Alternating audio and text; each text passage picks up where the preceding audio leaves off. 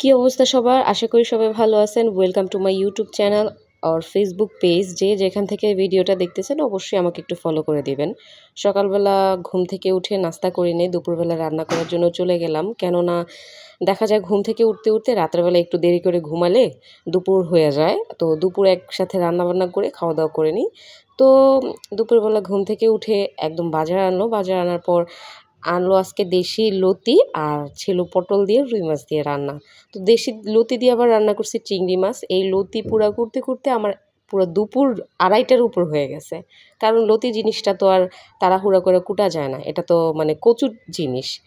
তো এই যে লতি সুন্দর করে রান্না করে নিতেছিলাম। ভাত আগেই রান্না করে নিয়েছি। ঘুম থেকে উঠেই ভাত বসায় দিছি। আর পটল দিয়ে এখানে সুন্দর করে আমি রুই মাছ দিয়ে একটু ঝোল করতেছিলাম। লতিটা একটু শুকনো শুকনো হবে।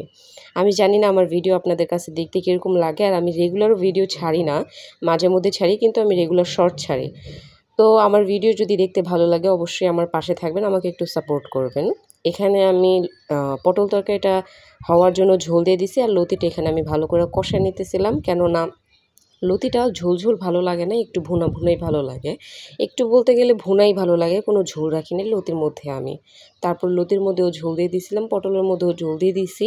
পটলের দিকটা হইতে থাকুক। কেননা পটল তো একটু পানসা পানসা লাগে, তার জন্য মরিচ একটু বেশি করে দিছি যেন পানসা না লাগে। আর লতির মধ্যেও ঝোল দিয়ে দিছি। তো এই রান্না করতে করতে আমার ৩:৩০ বাইজা গেছিলো। তারপর জামাই খাওয়া দাওয়া করে অফিসে গেছে। তো আমার খাওয়া দাওয়ার ভিডিও হচ্ছে এটা। লতি এখানে মাশাআল্লাহ দেখতে অনেক সুন্দর লাগতেছিল। পটল তরকারিও হয়ে গেছে, একটু ঝোল রাখছি। ভাত দিয়ে তো আর শুকনা শুকনা খাওয়া যায় না। তো এই ভাত খেতে বসলাম। সবাই বলবেন আমার ভিডিওটা কেমন লাগছে, এবং ভালো লাগলে অবশ্যই আমাকে একটু সাপোর্ট করবেন, ভালোবাসা দিবেন। ঠিক আছে? সবাই ভালো থাকবেন। আল্লাহ হাফেজ।